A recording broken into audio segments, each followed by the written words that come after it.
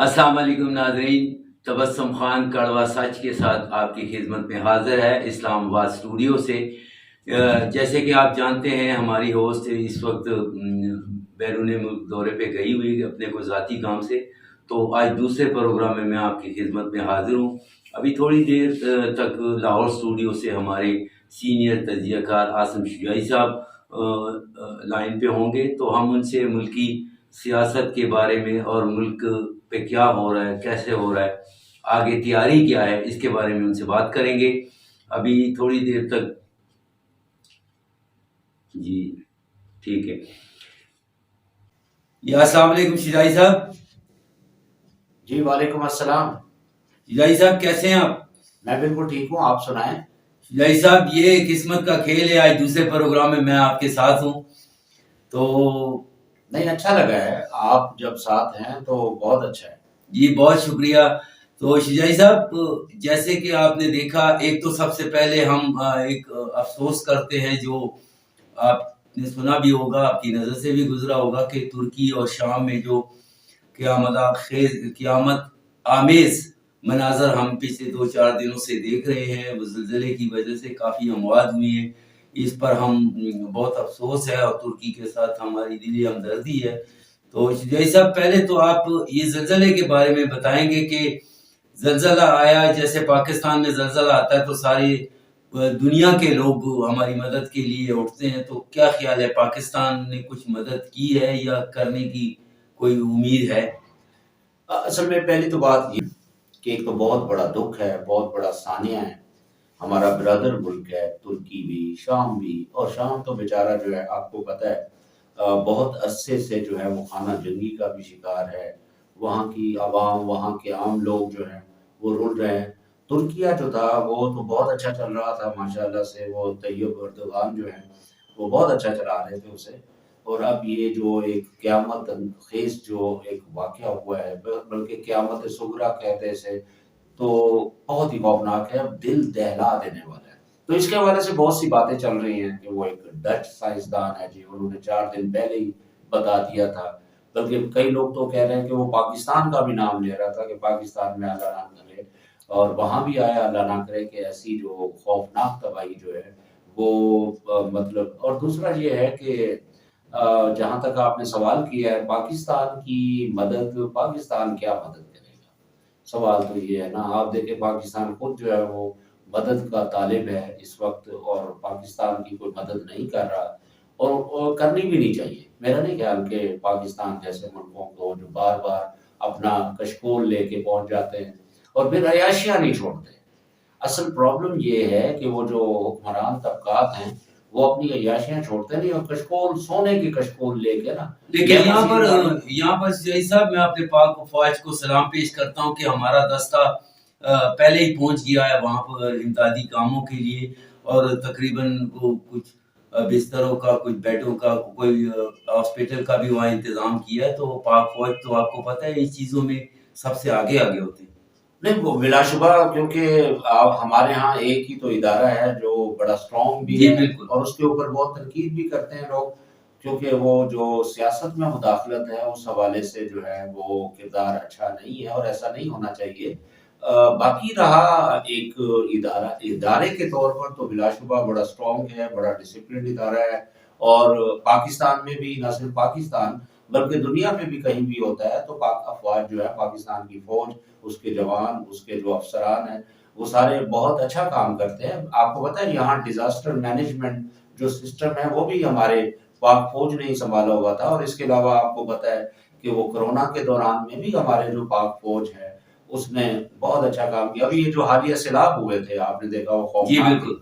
उसमें भी पाक फौज का बहुत बड़ा किरदार है, इसमें कोई शक नहीं है। एक इदारे के तौर पर तो बहुत उम्दा है, बहुत डिसिप्लिन है, बहुत नज़्म ज़ब्त है, बहुत अच्छे तरह से चलता है।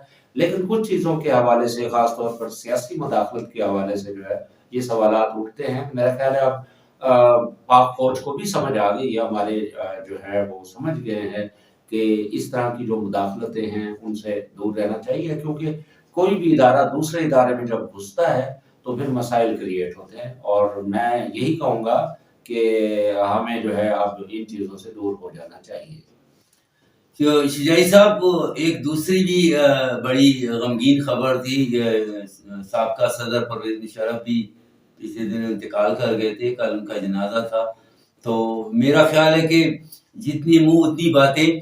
اگر پرویز مشرف نے کچھ تھوڑے بہت لوگوں کے منہ سے سنتے آ رہے ہیں، ہم تو اس پہ تجزیہ نہیں کر سکتے ہیں کیونکہ وہ سابق صدر بھی ہیں، جنرل بھی رہ چکے ہیں. لیکن اگر آپ دیکھا جائے تو کون سا انسان ہے جس میں غلطی نہیں ہے. لیکن پرویز مشرف صاحب اللہ بخشے، ان کے کریڈٹ پہ اچھے کام بھی ہیں. اس کے بارے میں آپ کیا کہتے ہیں؟ نہیں، بلا شبہ اس میں کوئی شک نہیں ہے. جنرل پرویز مشرف جو ہیں ایک ایسے جنرل آئے ہیں جو واقعی جو صحیح معنوں میں ایک تو انٹیلیجنٹ بہت ہے اور دوسرا آرگومنٹیشن ان کی بہت عمدہ تھی. اچھا، میں تھوڑی سی بات آپ کو پرویز مشرف کے مثبت اور منفی، جیسا کہ آپ نے خود ذکر کیا ہے، مثبت کام بھی ہے، بڑے عمدہ کام ہیں جو انہوں نے کیے. اس کے علاوہ کچھ منفی کام بھی ہیں. صاحب سارے انسان ہے نا، انسان کے اندر یہ پرابلمس ہوتے ہیں. تو پرویز مشرف جب آئے تھے نا 99 میں، جی تو اس وقت جو انہوں نے کوپ کیا تھا تو اس کے حالات آپ کو پتہ ہی ہے، سب جانتے ہیں کہ اس وقت نواز شریف جو ہے وہ امیر المومنین بننے کے لیے اپنا سونے کا وہ جو تاج ہے وہ بھی بنوا چکے تھے. جی بالکل. اگر آپ کو یاد ہو تو بڑا خوفناک کام کر رہے تھے. مطلب کیونکہ ہمارے ہاں نا وہ آپ کو پتہ ہے جو سیاسی لیڈرز ہوتے ہیں یہ بھی آمرانہ سوچ رکھتے ہیں، آپ جانتے ہی ہیں، صاف ظاہر ہے. تو اس وقت نواز شریف بھی جو ہے وہ آمرانہ سوچ کے حامل ہو چکے تھے. تو بہت سے پرابلم، پھر ان کا جہاز جو روکوایا گیا، یہ بڑا ایک خوفناک عمل تھا. اس کے پیچھے یہ بھی پوری ایک کہانی ہے، وہ سب کو پتہ ہے، میں دہرانے کی ضرورت نہیں ہے. لیکن ایک بات میں پرویز مشرف صاحب کی مجھے یاد آ رہی ہے کیونکہ میں اس کا آئی وٹنس ہوں. ہوا یہ کہ پرویز مشرف جب آئے تو انہوں نے نا پاکستان میں جو ترقی پسند قوتیں ہیں جی ان کو جو ہے جگانے کی کوشش. جی بالکل. پہلی بات کیونکہ میں خود اس ترقی پسندوں میں بیٹھتا اٹھتا تھا تو مجھے اس بات کا خود پرسنلی میں جانتا ہوں. اچھا، اب انہوں نے پہلی کابینہ بھی جو بنائی تھی اس میں بہت سے جو این جی اوز کے اور دوسرے جو لبرلز ہیں، جو سوشلسٹ ہیں، فلاں ہیں، ان کو اکٹھا کرنے کی کوشش کی، لیکن وہ بیچارے چل ہی نہیں سکے. اصل میں وہ اتنے مردہ ہو چکے تھے، اتنے وہ مردہ ہو چکے تھے کہ ان کو زندہ کرنا میرا خیال ناممکن تھا. اور جب یہ صورتحال پیدا ہوئی تو پھر اس کے بعد پھر پرویز مشرف صاحب نے وہ کنگز پارٹی بنائی، آپ کو پتا ہے وہ کافلی. جی بالکل. اور وہی وہ میں اب ان کو کیا کہوں، وہی گھٹیا قسم کے لوگ جو ہماری سیاست کا بیڑا غرق کر رہے تھے، ان کو اکٹھا کرنا پڑا. یعنی مشرف صاحب کو مجبوراً ان کو لینا پڑا. حالانکہ وہ چاہتے تھے کہ وہ ترقی پسندوں میں ہمیں ایسے لوگ مل جائے، لیکن ترقی پسند جو ہے وہ مردہ ہوئے پڑے ہیں، ان کے اندر کوئی جان ہی نہیں ہے، نہ ان کو کچھ سمجھ آ رہی ہے. میں بھی مطلب بہت کوشش کی، میں خود بھی اس کا حصہ رہا ہوں. میں نے بڑی کوشش کی کہ یار ان میں کوئی جان پیدا ہو، لیکن نہیں ہے، ان کو نہیں سمجھ آ رہی. وہ بھی اسی طرح عقیدوں کے چکر میں پڑے ہوئے ہیں جیسے کہ مذہبی لوگ ہوتے ہیں. تو بہرحال یہ ایک بات. وہ پھر انہوں نے جو وار اگینسٹ ٹیررزم ہے اس حوالے سے بھی ان کا ایک بڑا مثبت کردار ہے، حالانکہ بہت سی مذہبی قوتیں ان کی اس بات کے خلاف ہیں. پھر وہ جو لال مسجد والا واقعہ ہوا اس کے پیچھے بھی بہت سے محرکات ہیں، بہت سے پرابلمز ہیں. اس کو بھی مختلف اینگل سے لوگ دیکھتے ہیں. مذہبی لوگ اس کو اور اینگل سے دیکھتے ہیں، جو لبرلز ہیں وہ اور اینگل سے دیکھتے ہیں. بہرحال لیکن وار اگینسٹ ٹیررزم کے حوالے سے وہ پالیسی درست تھی، کیونکہ ہمارے ہاں جو ہے مذہبی انتہا پسندی جو ہے اس کا پروان چڑھ رہی تھی. اگرچہ کچھ لوگ یہ بھی کہتے ہیں کہ مشرف صاحب نے جو ہے اس میں بھی ڈوئل پالیسی چلی کہ ایک طرف جو ہے انہی کے دور میں آپ کو اگر یاد ہو ایم ایم اے کی صورت میں جو ہے وہ مذہبی قوتیں 2 صوبوں میں آ گئی تھی.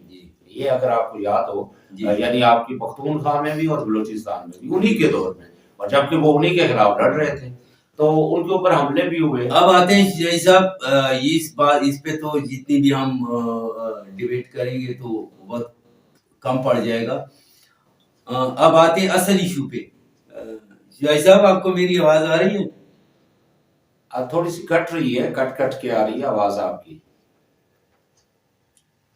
جی شجاعی صاحب آواز اب کلیئر ہے؟ جی. اچھا، آتے ہیں اپنے موضوع کے اوپر. یہ مجھے بتائیں کہ نیکسٹ حکومت جب بھی آئے گی، الیکشن جب بھی ہوں گے 2 مہینے 3 مہینے کے بعد، تو کیا خیال ہے؟ تیاری لوگ کرتے، ہر پارٹی تیاری کر رہی ہے کیا خیال ہے کہاں تک کی تیاری ہے مختلف پارٹیوں کی؟ اب میرے خیال میں کسی کی بھی کوئی تیاری نہیں.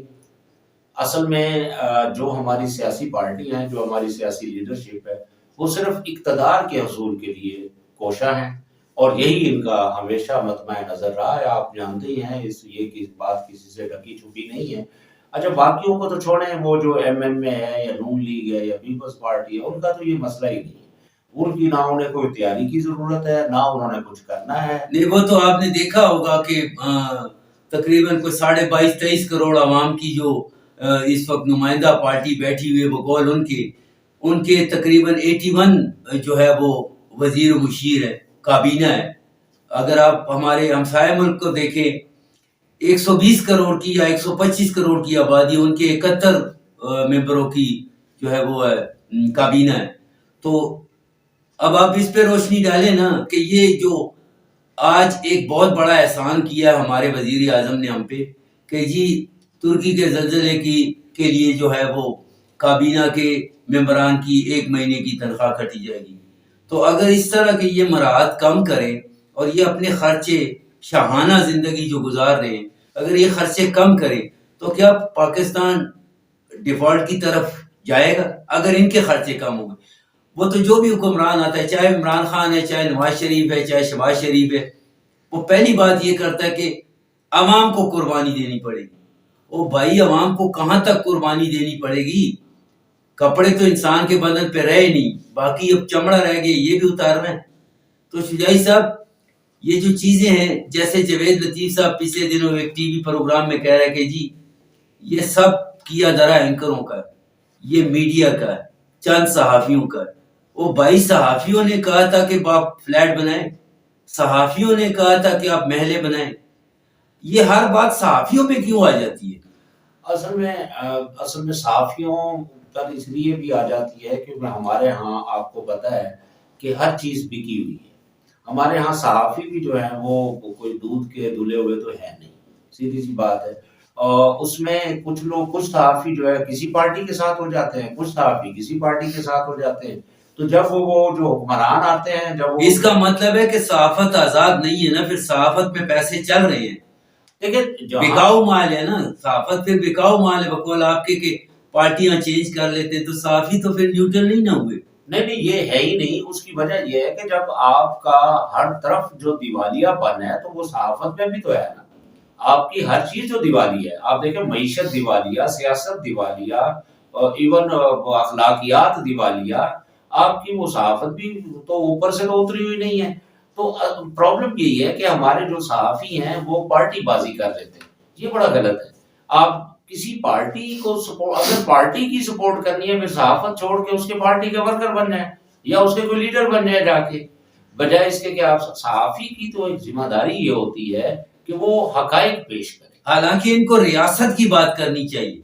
ریاست ادھر ہی رہے گی، حکومتیں چینج ہوتی جاتی. ہاں جی، اگر آپ کو کوئی باہر کا ملک IMF یا قطر، سعودی عرب، UAE کوئی بھی اگر آپ کو قرضہ دیتا ہے تو وہ آپ کی شخصیت کو نہیں دیتا، وہ ریاست کو دیتا ہے. تو ریاست ادھر ہی رہے گی، حکومتیں چینج ہوتی جاتی ہیں. جی بالکل. یہ ہمارے صحافی جو ہے نا یہ اس بات کو بھول جاتے ہیں. یہ جو آج کل اینکر بن گئے ہیں، کچھ تو نام نہاد ہیں اینکر یا تجزیہ کار، کچھ لوگ بہتر بھی ہیں ان میں، لیکن وہ بھی مطلب ٹھیک طرح سے، وہ اس کی وجہ یہ ہوتی ہے کہ ہم ایکسٹریمز میں رہنے والے لوگ ہیں. جی اصل میں ہمارے ہاں ہر چیز انتہاؤں کو چھو رہی ہے. ہم انتہا پسند ہے، تو ہمارے صحافی بھی انتہا پسند ہو جاتے ہیں. تو میرا نہیں خیال، ایک صحافی جو ہے اس کی بہت بڑی ذمہ داری ہوتی ہے. میڈیا جو ہے اس کی بہت بڑی ذمہ داری ہوتی ہے. دیکھیں ہم یہاں بیٹھے ہیں مثال کے طور پر، میں پروگرام آپ کے سامنے کروں، میں تجزیہ کاری کر رہا ہوں، تو میں اب یہ تو نہیں کروں گا کہ میں کسی پارٹی بازی کی بات کروں. نو، میں نے تو جو مجھے حقائق نظر آتے ہیں، جو مجھے سمجھ آتے ہیں، جو میری دانست ہے، ہو سکتا ہے وہ غلط بھی ہوں، کسی کو غلط لگتے ہوں، لیکن جو میری دانست میں تو وہ بات کرتا ہوں نا. میں کسی پارٹی کی سائڈ تو نہیں لے رہا کہ میں جی نون لیگ کا ہوں، میں جی پیپلز پارٹی کا ہوں، میں PTI کا ہوں، فلاں کا ہوں. انشاءاللہ اگلے پروگرام میں آپ کے ساتھ پھر ملاقات ہوگی. لیکن جاتے جاتے ہمارے چینل کو سبسکرائب ضرور کیجیے گا، بیل آئیکن کو دبائیے گا، اور سب سے جو ضروری چیز ہے جو ہمارے لیے، ہماری صحت کے لیے، ہمارے چینل کے لیے ضروری ہے۔ آپ اپنا کومنٹس لازمی دیجیے گا۔ تب تک کے لیے تبسم خان کو اجازت دیجیے۔ اللہ حافظ۔